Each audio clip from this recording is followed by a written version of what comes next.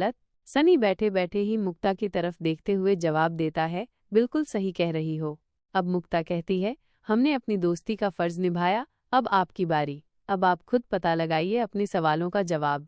इससे पहले कि मुक्ता किसी और नए सवाल में फंस जाती, वो सनी से कहती है, अब हमें यहाँ से चलना चाहिए। बाहर सभी मौजूद हैं, अधिक देर तक इस तरह बाकी सभी की निगाहों से बच नहीं सकते। कुछ ही देर में सभी हमें इधर उधर ढूंढने लगेंगे और फिर जब पूछेंगे कि हम कहाँ थे तो हमारे लिए बताना थोड़ा मुश्किल होगा। क्या आप चाहते हैं कि आपके घर आकर हम ऐसे किसी सवाल के बीच फंस जाएं? इससे पहले कि सनी आगे कुछ कहता, मुक्ता कहती है, अगर हम ऐसे किसी सवाल में फंसे तो हम सबसे कह देंगे कि वो इस सवाल का जवाब सनी जी से पूछ ले। अब सनी अपनी जगह से खड़े होते हुए कहता है, बाहर चलने से पहले ये और बता दो कि हम दोबारा कब मिलेंगे। मुक्ता अपने बालों को ठीक करते हुए जवाब देती है, जब आप मारवा हाउस से बाहर निकल सकेंगे। सनी अपनी जगह पर ही स्थिर खड़ा रहता है। मुक्ता आगे बढ़ते हुए दरवाजे तक पहुंच जाती है और दरवाजे को खोलते हुए सनी से कहती है, अब चलें। सनी बड़े ही भारी मन से अपने कदमों को आगे बढ़ाता है और मुक्ता के पीछे पीछे कमरे से बाहर निकल जाता है। कुछ ही कदम चलने के बाद सनी मुक्ता के करीब पहुंच जाता है और उसके साथ साथ चलने लगता है। मुक्ता के शरीर से आने वाली खुशबू सनी के मन को पागल करने लगी थी। इस तरह का एहसास सनी ने अपनी जिंदगी में पहले कभी नहीं किया था कि किसी लड़की की हर बात उसे अच्छी लगे। सनी का स्वभाव चुलबुला था, हाजिर जवाब और मजाकिया होने के साथ साथ सनी दिल का बेहद अच्छा था। वो लड़कियों की रिस्पेक्ट करता था, लेकिन इसके बावजूद वो लड़कियों के बारे में अच्छी लड़की और बुरी लड़की का भेद भी बड़ी ही आसानी से ढूंढ लेता था। इन सभी चीज़ों के बाद भी सनी हमेशा से चाहता था कि उसकी ज़िंदगी में एक ऐसी लड़की हो जो उसे बेहद प्यार करे, जिसके साथ सनी अपनी ज़िंदगी के खूबसूरत पल बिता सके, जिसके साथ वो अपने सुख दुख और मन की सभी बातें शेयर कर सके। अंत में वो लड़की सनी मारवा की ज़िंदगी में दस्तक दे चुकी थी, जिसका उसे बरसों से इंतज़ार था। इस वक्त वह मुक्ता के साथ साथ चल रहा था, लेकिन उसका ध्यान सामने की तरफ न होकर मुक्ता के चेहरे की तरफ था। वो बीच बीच में सामने की तरफ देखता और रह रहकर मुक्ता के चेहरे की तरफ देखने लगता। इससे पहले कि वह दोनों डाइनिंग हॉल में पहुंच पाते, मुक्ता सनी से कहती है, क्या आप सभी को इसी तरह देखते हैं? मुक्ता की बात सुनकर सनी झेप जाता है और कहता है, नहीं तो। मुक्ता सनी की तरफ देखती है और हंस पड़ती है। सनी समझ जाता है कि मुक्ता उसे छेड़ रही है। अब सनी भी मुस्कुराने लगता है और एक बार फिर से मुक्ता के चेहरे को देखने के बाद सामने देखने लगता है। नीचे डाइनिंग हॉल में पहुंचने से पहले ही उन्हें प्रीति और ओमकार मिल जाते हैं। इस तरह साथ में जाते हुए उन दोनों को झिझक महसूस हो रही थी। प्रीति और ओमकार के मिलते ही मुक्ता और सनी राहत की सांस लेते हैं और वो चारों साथ में नीचे की ओर चल पड़ते हैं। प्रीति और ओमकार उन्हें छोड़कर बाहर इसलिए आए थे ताकि वो दोनों अच्छा वक्त बिता सकें, अपने रिश्ते को आगे बढ़ा सकें, और वो दोनों नीचे इसलिए नहीं गए थे ताकि बाहर आने के बाद उन्हें किसी तरह की झिझक महसूस न हो। आखिर मुक्ता उनकी दोस्त होने के साथ साथ मारवा परिवार की गेस्ट भी थी और उनके घर पहली बार आई थी। ओमकार और प्रीति आगे आगे चल रहे थे, वहीं मुक्ता और सनी पीछे पीछे चल रहे थे। तभी सनी एक बार फिर से मुक्ता की ओर नया सवाल दाग देता है और एकदम धीरे से पूछता है, क्या मैं तुम्हारे लिए सिर्फ एक दोस्त हूँ? मुक्ता मुस्कुराती है और जवाब देती है, क्या आपको नहीं लगता ये सवाल पूछने के लिए बहुत जल्दबाजी है? वैसे एक सवाल को अलग अलग तरीके से पूछ लेने से सवाल का मतलब नहीं बदल जाएगा, लेकिन ठीक है, अब आप इतना पूछ ही रहे हैं तो मैं बता देती हूँ। ये सुनते ही सनी के चेहरे की मुस्कान बढ़ जाती है और मुक्ता जवाब देती है, आप हमारे लिए दोस्त से थोड़े ज्यादा हैं। अब तक वो चारों डाइनिंग हॉल में पहुंच चुके थे। अब मुक्ता प्रीति के साथ चल रही थी और सनी ओमकार के साथ। मुक्ता अचानक से अपने कदमों की गति बढ़ाती है और वहां मौजूद एक लड़के के पास पहुंच जाती है। फिर अचंभित नजरों से देखते हुए पूछती है, आप यहाँ पर कब आए? इतने में उसे अपनी दाईं ओर से आवाज आती है, मुक्ता दी, हम भी यहीं हैं। अब मुक्ता और भी ज्यादा आश्चर्यचकित हो जाती है और सहसा ही उसके मुंह से निकल जाता है, आप दोनों यहाँ क्यों आए हैं? क्या पापा ने आप दोनों को यहाँ बुलाया है? मुक्ता को बदले में प्रशांत से जवाब मिलता है, नहीं, बिल्कुल भी नहीं। तभी आगे की बात को पूरा करते हुए निशांत कहता है, सिर्फ हम दो नहीं, बाकी सब भी यहीं हैं, जरा पीछे मुड़कर देखिए। मुक्ता पीछे की ओर मुड़कर देखती है तो कुछ मुस्कुराते हुए चेहरे लगातार उसकी ओर देख रहे थे। मुक्ता बिना किसी देरी के उन सभी लोगों के पास पहुंच जाती है और हैरानी से देखते हुए कहती है, आप सभी यहाँ पर कैसे? इस वक्त मुक्ता के चेहरे की खुशी देखते ही बनती थी। वो खुद भी चाहती थी कि अपने परिवारजनों को सनी से मिलवा सके, लेकिन अभी तक उनका रिश्ता इतने आगे नहीं निकला था कि वो ऐसा कर पाती। किंतु अब उसकी ये समस्या खुद ही खत्म हो जाने वाली थी। तभी पीछे से अनिका की आवाज़ सुनाई देती है। अनिका कहती है, किसी भी डिनर पार्टी का मज़ा तभी है जब पूरा परिवार साथ में हो। ऐसा कहकर वो मुक्ता के कंधे पर हाथ रखती है और कहती है, क्या तुम्हें अच्छा नहीं लगा? मुक्ता बड़ी सी मुस्कान के साथ अनिका को जवाब देती है, हमें बहुत अच्छा लगा। हमें इसकी बिल्कुल भी उम्मीद नहीं थी। ये हमारे लिए एक सरप्राइज़ है और सरप्राइज़ सभी को अच्छे लगते हैं। हमें भी इसीलिए हमें और भी ज़्यादा अच्छा लगा। इसके बाद अनिका मुक्ता के गाल पर अपना हाथ रखती है और वहाँ से ये कहकर चली जाती है, आप सभी एंजॉय कीजिए, मैं अभी आती हूँ। दरअसल रोहित मारवा ने पूरे पराशर परिवार को मारवा हाउस में आज के डिनर के लिए निमंत्रण भेजकर बुला लिया था। जब यह निमंत्रण पराशर हाउस पहुंचा तो मुक्ता को सरप्राइज देने के लिए वहां जाने या न जाने का फैसला लेने का जिम्मा घर के बड़े यानी कि मुक्ता के ताऊजी प्रमोद पराशर के कंधों पर आ पड़ा। इसकी तैयारी रोहित मारवा के कहने पर चिराग मेहता ने पहले ही कर रखी थी। यहाँ जैसे ही रोहित की मुक्ता से सनी के संदर्भ में सभी बातें हो रही थी, तभी वो चिराग को इशारा कर देता है। फिर प्रमोद इस समस्या से निपटने के लिए फोन के जरिए आदित्य से बात करता है। फिर आदित्य की रजामंदी पर पूरा परिवार यहाँ आ पहुँचता है। रोहित ने योजनाबद्ध तरीके से मुक्ता के पूरे परिवार को मारवा हाउस बुला लिया था। उसके चाचा चाची आदि और उनके बच्चे सभी इस वक्त मारवा हाउस में मौजूद थे। रोहित की इस दरियादली से सभी को ये बात धीरे धीरे स्पष्ट हो गई थी कि मारवा परिवार की तरफ से इस रिश्ते को पक्का समझा जाए। जब लड़की वाले सही समझें तब आगे की फॉर्मेलिटी पूरी की जा सकती है। तभी आदित्य मुक्ता के पास आकर कहते हैं, हमें आपसे ज़रूरी बात करनी है, आप हमारे साथ आएं। मुक्ता आदित्य के साथ एक और चली जाती है। आदित्य मुक्ता से पूछते हैं, क्या आप चाहती हैं कि हम ये रिश्ता आज ही पक्का कर दें? मुक्ता कहती है, हमें इस रिश्ते को लेकर किसी भी तरह का कोई संदेह नहीं है। अगर आपको ये ज़रूरी लगता है तो आप ऐसा कर सकते हैं, लेकिन आगे की रस्मों के लिए आप वक्त ज़रूर लीजिएगा, क्योंकि हम भी शादी से पहले इस रिश्ते को कुछ दिन जीना चाहते हैं। आदित्य मुक्ता के सिर पर हाथ रखता है और फिर उसके चेहरे पर उसके बाद अपनी बेटी के कंधे को थपथपाते हुए उसकी बात पर सहमति दे देता है। मुक्ता एक बार फिर से जाकर अपने बाकी प्रियजनों के पास खड़ी हो जाती है। धीरे धीरे सभी दबे शब्दों में मुक्ता की टांग खींचना शुरू कर देते हैं। उसका सबसे बड़ा भाई पीयूष कहता है, आपसे तो रोहित मारवा ज्यादा अच्छे हैं। हमने आपसे कितनी बार कहा कि हमें भी सनी मारवा जी से मिलना है। फिर पीयूष बाकी परिवार वालों की तरफ देखते हुए आगे कहता है, पर मिलाना तो छोड़िए, इन्होंने हमें फोटो भी नहीं दिखाई। इतने में सबसे छोटा भाई सुशर्मा कहता है, मान गए, रोहित मारवा का जितना बड़ा नाम है उतना ही बड़ा काम भी है। हम सभी की ख्वाहिश को चुटकियों में पूरा कर दिया। तभी मुक्ता की ताई कहती है, चुप हो जाइए आप दोनों, इस तरह मुक्ता को परेशान मत कीजिए। फिर मुक्ता की तरफ देखते हुए कहती है, मुक्ता, हमें सनी मारवा जी एक नज़र में ही आपके लिए पसंद आ गए हैं। तभी चाची शीतल कहती है, आप दोनों की जोड़ी बड़ी ही अच्छी लग रही है। साथ में आते हुए आप दोनों बिल्कुल ऐसे लग रहे थे, वो क्या कहते हैं, मेट फॉर ईच अदर। मुक्ता एक एक करके सभी की बातें सुन रही थी और धीरे धीरे मुस्कुरा रही थी। वो सभी खुसफुस करते करते अपनी अपनी बात एक एक करके मुक्ता के सामने रखते चले जा रही थी। सिर्फ मुक्ता ही ऐसी नहीं थी जो इस वक्त इस तरह की स्थिति से गुजर रही थी। न कुछ बोल सकती थी, न वहां से कहीं जा सकती थी। ठीक इसी स्थिति से सनी भी गुजर रहा था, लेकिन फर्क सिर्फ इतना था कि मुक्ता इन सभी चीज़ों के लिए मानसिक स्तर पर तैयार थी। पर सनी ने सोचा भी नहीं था कि उसके साथ ये सब होगा, और वो भी इस तरह अकस्मात तरीके से। जैसे ही सनी रोहिणी और वरुण को डाइनिंग हॉल में दिखाई देता है, वह दोनों तुरंत ही सनी के पास पहुंच जाते हैं। रोहिणी एकदम धीरे से सनी से कहती है, बेटा, तुम्हें मुक्ता कैसी लगी? हम दोनों को वो बहुत पसंद आई। अगर तुम्हें वो पसंद है तो हमें ये रिश्ता मंजूर है। क्या तुम दोनों ने आपस में बात की? तभी वरुण कहता है, अब साथ में यहाँ से गए थे तो कुछ बात तो की ही होगी, तुम भी कैसी बातें कर रही हो? अब वो सनी से कहता है, तुम बस इतना बताओ कि क्या तुम्हें मुक्ता अच्छी लगी? भाई, हमें तो उनका परिवार अच्छा लगा। परिवार के संस्कार ही बच्चों में भी होते हैं।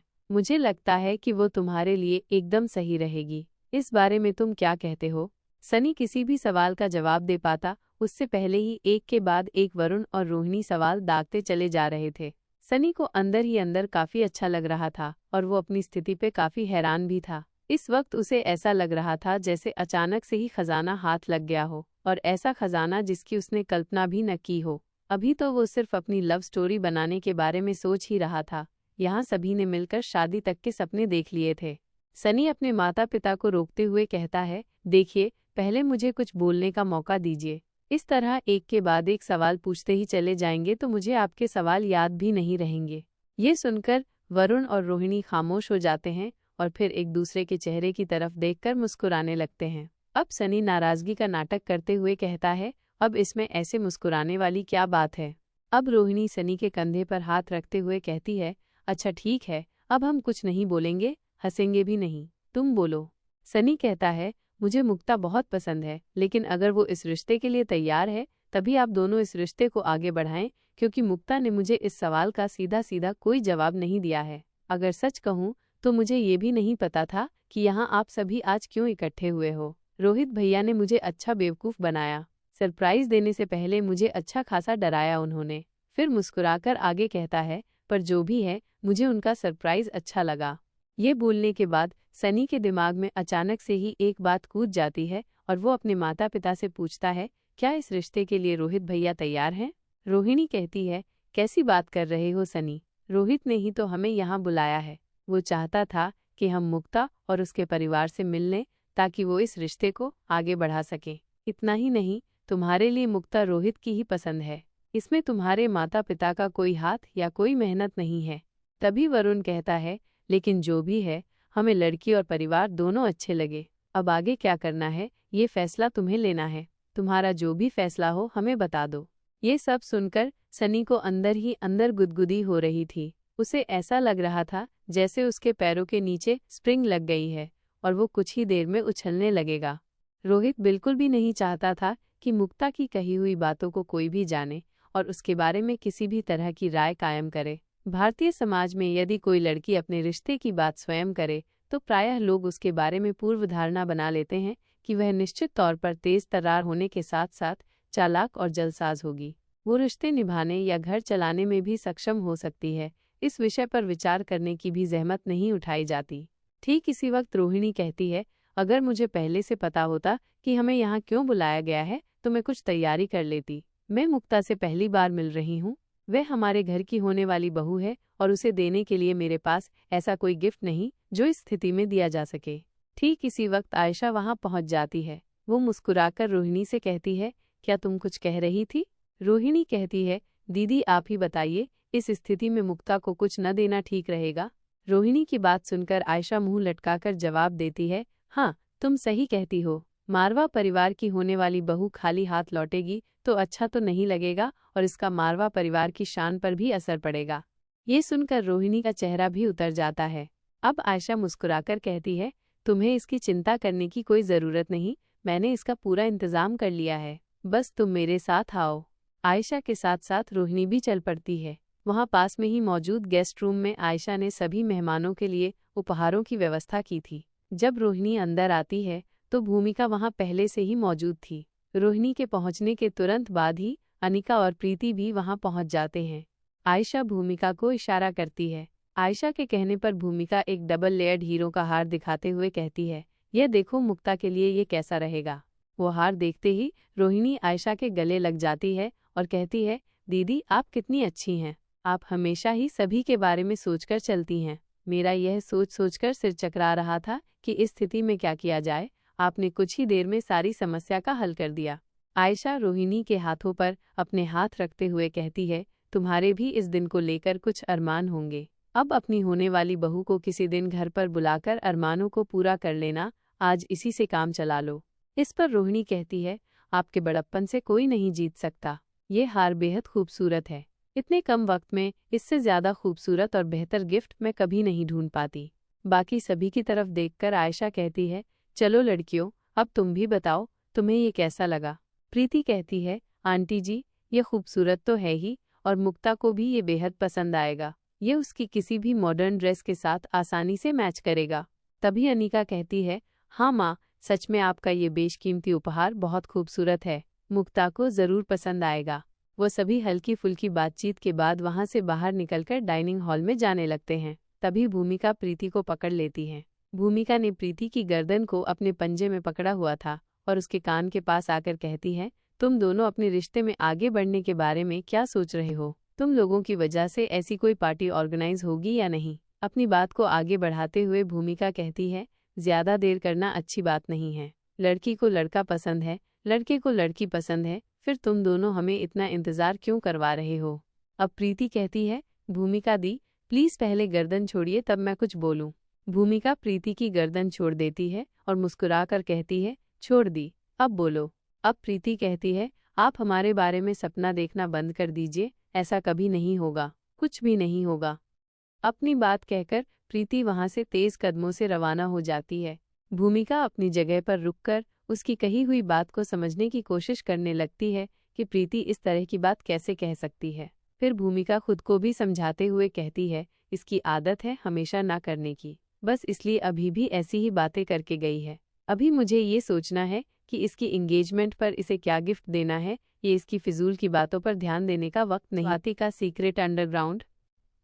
स्वाति अपने काम में मगन थी, तभी उसके कानों में बूढ़े बाबा की आवाज सुनाई देती है, अभी कितना काम बाकी है मैडम।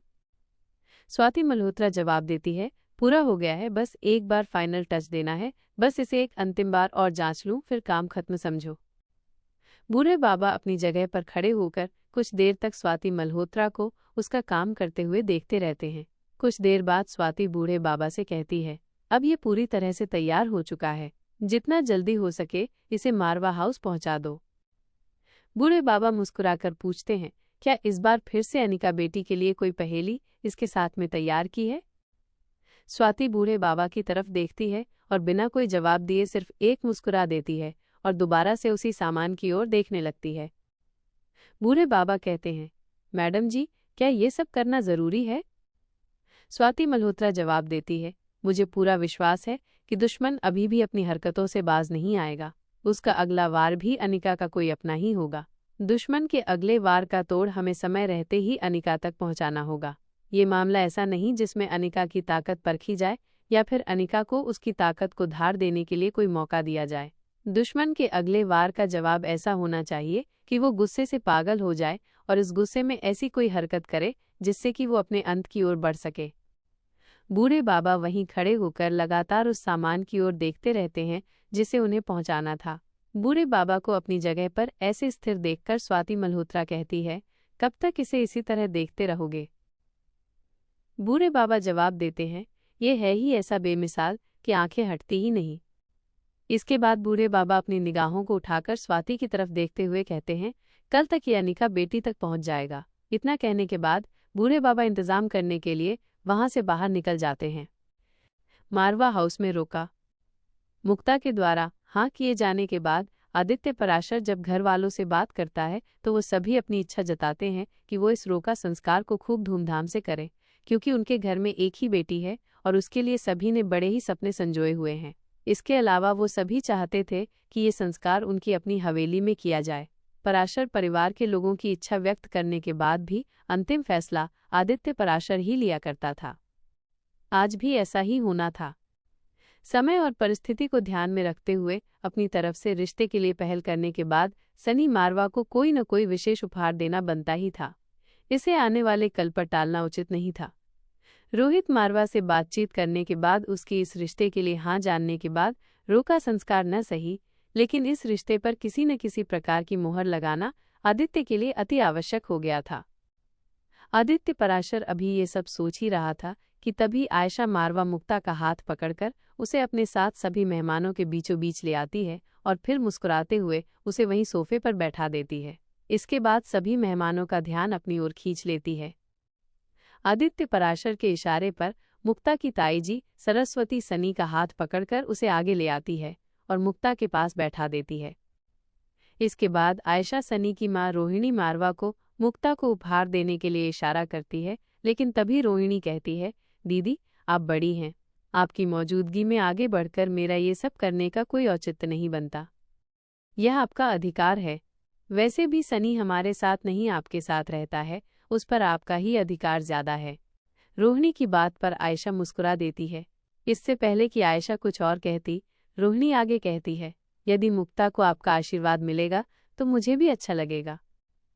अब आयशा मारवा आरती के थाल के साथ मुक्ता के माथे पर रोली तिलक लगाकर आगे की विधि शुरू कर देती है। तभी मुक्ता की चाची मुस्कुराते हुए मुक्ता को अपना सर ढक लेने के लिए इशारा करती है। मुक्ता अपने गले में पहने हुए दुपट्टे को अपने सर पर रख लेती है। आयशा मारवा पूरे विधि विधान के साथ इस संस्कार को पूरा करती है और फिर बाकी सभी चीज़ों के साथ, सभी की मौजूदगी में, सभी के आशीर्वाद के साथ वो बेशकीमती हीरों का हार मुक्ता को भेंट स्वरूप देती है, जिसकी कीमत 1 से 1.5 करोड़ के आसपास रही होगी। अब पराशर परिवार पर नैतिक जिम्मेदारी आ जाती है कि वो इसी हिसाब से सनी मारवा को उपहार दें। चाहते या न चाहते हुए भी आज उन दोनों का रोका संपन्न हो जाने वाला था। आदित्य पराशर पहले से ही सभी चीज़ों के लिए तैयार होकर आया था। वो मारवा परिवार में उनके साथ घटने वाली हर परिस्थिति के लिए पूरी तरह से मानसिक स्तर पर तैयार था। आयशा मारवा के बाद मुक्ता का बड़ा भाई सभी रस्मों को पूरा करता है और फिर आदित्य पराशर अपने बड़े भाई प्रमोद के हाथों से सनी मारवा को विशेष फीचर वाली डायमंड घड़ी उपहार स्वरूप देता है, जिसकी कीमत 2 करोड़ से कम न थी। इस वक्त मुक्ता और सनी दोनों के चेहरे सुर्खलाल थे। शर्म और खुशी दोनों ही एक साथ चेहरे पर दिखाई दे रही थी। दोनों में से किसी को भी कुछ घंटे पहले तक भी ये अनुमान नहीं था कि उनकी जिंदगी में एक बड़ी घटना घटने वाली है। अभी कुछ देर पहले तक सनी तैयार होने के लिए भी राजी नहीं था और अब वो मन ही मन इतना राजी हो रहा था कि उसे मौका मिल जाए तो वो खड़ा होकर नाचने लगे। शायद इन्हीं परिस्थितियों को ध्यान में रखकर कहा जाता है कि जोड़ियां स्वर्ग में बनती हैं। कुछ ही दिन पहले वो दोनों आपस में मिले थे।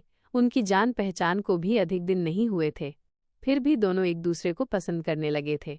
ये रिश्ता मोहब्बत की दहलीज पर ठीक तरह से कदम भी नहीं रख पाया था। उससे पहले ही ये तय हो गया था कि वो दोनों इस जन्म में एक दूसरे के लिए बने हैं, जिसे पूरे परिवार का आशीर्वाद भी मिल गया था। अभी कुछ देर पहले सनी जिन सवालों के जवाब मुक्ता से चाहता था, अब उन सवालों के जवाब सनी के अधिकार में आ गए थे। अब वो पूरे हक से इन सवालों को पूछ सकता था और अपने मन की बातों को बता सकता था। सनी, जिसने किसी के भी सामने अभी तक अपने मन की बात को जाहिर नहीं किया था, वो ये भी नहीं जानता था कि मुक्ता मन ही मन उस प्रेम को स्वीकार कर चुकी है। वो सनी, जिसकी जिंदगी में सौम्या जैसी मुसीबत ने दस्तक दी थी, वो उसे पूरी तरह से भुला चुका था। आज उसे मुक्ता और उसके प्यारे से चेहरे के अलावा कुछ याद नहीं था। अगर उसके जहन में कुछ था तो मुक्ता से की गई प्यारी बातें, उसकी मीठी आवाज़, उसके बात करने की अदा। इस वक्त मुक्ता और सनी दोनों के ही चेहरों पर बड़ी सी मुस्कान थी। दोनों ही काफ़ी खुश नजर आ रहे थे। अगर अब सनी को मुक्ता से अकेले में बात करने का मौका मिल जाता तो शायद वो उससे अपने मन के सवालों को जानने के लिए शब्दों का इस्तेमाल बाद में करता। पहले उसे अपने गले से लगा लेता और पूछता कि उसने सनी को कुछ भी क्यों नहीं बताया। अभी कुछ देर पहले जिसका हाथ पकड़ने में भी सनी को संकोच हो रहा था, अब उसके मन में मुक्ता को लेकर नए नए अरमान जाग रहे थे। सनी को पूरा विश्वास था कि इस बारे में मुक्ता को कोई न कोई जानकारी पहले से जरूर रही होगी, जबकि सच ये था कि इस बार क्या मुक्ता को भी इसका कोई अंदाजा नहीं था। मुक्ता तो यहाँ सिर्फ रोहित मारवा से मिलकर कुछ गलत फहमियों को पैदा होने से पहले ही खत्म कर देना चाहती थी, ताकि आने वाले समय में दोनों परिवारों के बीच मधुर संबंध बन सके। लेकिन मुक्ता को यह अंदाजा कहाँ था कि एक बिगड़ी बात को संभालने के लिए जिस रिश्ते का प्रस्ताव उसने रखा था वो इतनी जल्दी पूरा हो जाएगा, और वो भी इस तरह। सभी परिवारजन खुशी से तालियां बजाकर इस रिश्ते का स्वागत करते हैं और बारी बारी सभी आगे जाकर मुक्ता और सनी को अपनी अपनी ओर से उपहार देकर आशीर्वाद देना शुरू कर देते हैं। सभी विधि विधान पूरे होने के बाद सभी आपस में एक दूसरे को बधाई देने लगते हैं। एक बार फिर से अपने अपने ग्रुप में बातचीत और हंसी मजाक की फुलझड़ियां शुरू हो जाती हैं। तभी प्रीति मुक्ता के और ओमकार सनी के पास जाकर बैठ जाते हैं और दोनों उन्हें पहले गले लगाकर बधाइयां देते हैं। प्रीति मुक्ता से कहती है, I am so happy for you. फिर सनी की तरफ देखते हुए कहती है, सनी को मुक्ता से अच्छी लड़की मिल ही नहीं सकती। और उसके बाद ओमकार और प्रीति दोनों दोस्त होने के नाते मुक्ता और सनी को छेड़ना शुरू कर देते हैं। तभी भूमिका एक बार फिर वहां आ पहुंचती है और उनसे कहती है, बड़े शरीफ बनकर दिखा रहे थे दोनों, लेकिन पुलिस वाली की आंखों और कानून के हाथों से कितनी दूर भागोगे। चलो अब शुरू हो जाओ, मुझे तुम्हारी लव स्टोरी के बारे में जानना है, और अभी इसी वक्त। ऐसा कहकर भूमिका एक चेयर लेकर उनके सामने बैठ जाती है। तभी सनी कहता है, भूमिका दी, हम आपको अपनी लव स्टोरी के बारे में बताएंगे, लेकिन पहले लव स्टोरी बनाएंगे फिर सुनाएंगे। इससे पहले कि इस बार सनी की गर्दन भूमिका के हाथों में आ जाती, भूमिका को कौटिल्य आवाज लगा देता है और भूमिका इस बार फिर से उन दोनों को कहती है, अभी तुम दोनों बच गए हो, लेकिन मैं तुम्हारी लव स्टोरी सुने बिना तुम्हें छोड़ूंगी नहीं। ऐसा कहकर भूमिका वहां से चली जाती है। भूमिका के चले जाने के बाद सनी लंबी गहरी राहत की सांस लेता है। वहीं सनी को इस तरह राहत महसूस करते हुए देखकर मुक्ता की हंसी छूट जाती है। मुक्ता को हंसते हुए देखकर वो चारों हंसने लगते हैं। यूं ही एक दूसरे से मिलते जुलते, जान पहचान बढ़ाते, थोड़ी बहुत बातें करते हुए कब समय बीत जाता है वहां मौजूद सभी लोगों में से किसी को भी इस बात का विशेष एहसास नहीं होता। अंततः डिनर का वक्त हो जाता है और सभी डिनर पार्टी का एंजॉय करते हैं। फिर पराशर परिवार मारवा परिवार से इजाज़त लेकर मारवा हाउस से रवाना हो जाता है। अनिका और रोहित का बेडरूम। रोहित चेंज करने के बाद अपने बेड पर बैठा हुआ था। उसने अपने पैरों को सामने की तरफ सीधा करके लैपटॉप को अपने पैरों पर रखा हुआ था। वो कुछ जरूरी फाइल्स पढ़कर उन पर डिजिटल साइन कर रहा था। तभी अनिका फ्रेश होकर बाथरूम से बाहर निकलती है। अनिका की महक पूरे कमरे में फैल जाती है। अनिका अपने हाथ में पकड़ी हुई टॉवल से रोहित के चेहरे को ढकते हुए कहती है, लगता है तुम्हें आज काम करने का मन नहीं है मिस्टर मारवा। रोहित ने मुस्कुराते हुए तौलिया हटाया और अनिका की कमर पर अपनी पकड़ और कस ली। जब मेरी आंखों के सामने इतना खूबसूरत काम हो तो भला मैं कागजों में क्यों उलझूं? उसने अनिका के गीले बालों को प्यार से सहलाते हुए कहा। अनिका शर्मा गई पर उसकी मुस्कान गहरी हो गई। तुम कभी नहीं सुधरोगे, है ना? उसने रोहित की आंखों में देखते हुए पूछा। जब तक तुम मुझे सुधारने की कोशिश करती रहोगी मैं ऐसे ही शरारतें करता रहूंगा, रोहित ने कहा और उसके गाल पर एक हल्की सी किस कर दी। सच कहूं तुम्हारे ये गीले बाल मुझे हमेशा अपनी ओर खींचते हैं। लगता है इन्हें बस मुझ पर ही राज करना है। अनिका ने धीरे से अपना सिर रोहित के कंधे पर टिका दिया। और तुम्हें भी तो राज करना आता है मिस्टर मारवा, उसने फुसफुसाया। बालकनी में हल्की हवा चल रही थी और उनके आसपास बस उनकी खुशियां और प्यार था। रोहित को उस पल में अपने लैपटॉप या किसी फाइल की याद नहीं थी, उसे बस अनिका की मौजूदगी चाहिए थी। क्या आप चाहते हैं कि कहानी ऐसे ही आगे बढ़ती रहे? तुम आज दिन भर की मेहनत मशक्कत करने के बाद भी थके नहीं, ऐसा कहकर वो रोहित से अलग होकर अंदर की तरफ जाने लगती है। तभी रोहित 2 कदम आगे बढ़कर अनिका को फिर से अपनी बाहों में ले लेता है और कहता है, इसका मतलब तुम थक गई हो? चलो मैं मसाज कर देता हूँ। अनिका अपना हाथ अपने माथे पर रख लेती है। रोहित प्यारी सी मुस्कान के साथ अनिका का चेहरा देखते हुए अपनी खुशी जाहिर करता है। अनिका अपने माथे से अपना हाथ हटाकर रोहित को अपने दोनों हाथों से पीछे की तरफ करते हुए कहती है, ज्यादा खुश होने की जरूरत नहीं है, मैं अभी इतनी नहीं थकी हूँ कि तुम्हें कष्ट करना पड़े।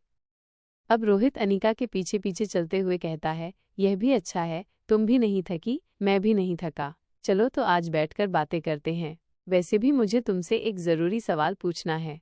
अब अनिका रोहित की तरफ देखकर कहती है, आकाश के बारे में है ना? रोहित बिना कुछ कहे मासूम से बच्चे की तरह अपनी गर्दन ऊपर से नीचे की तरफ हाँ में हिला देता है। अनिका पहले अपना चेहरा थोड़ा सा नीचे करके रोहित को घूर कर देखती है और उसके बाद रोहित के चेहरे को लगातार देखते रहने के बाद उसकी मासूमियत को देखकर अनिका की हंसी छूट जाती है। अनिका के हंसते ही रोहित बिना किसी देरी के अनिका को अपनी बाहों में उठा लेता है और बड़े ही प्यार से अनिका भी अपनी दोनों बाहें रोहित के गले में डाल देती है। रोहित अनिका को ले जाकर बिस्तर पर बैठा देता है और फिर अनिका की गोद में अपना सिर रख लेता है। अनिका के कंधे पर दोनों तरफ फैले हुए गीले बालों को अपने चेहरे पर लेकर उसके एहसास को महसूस करने लगता है।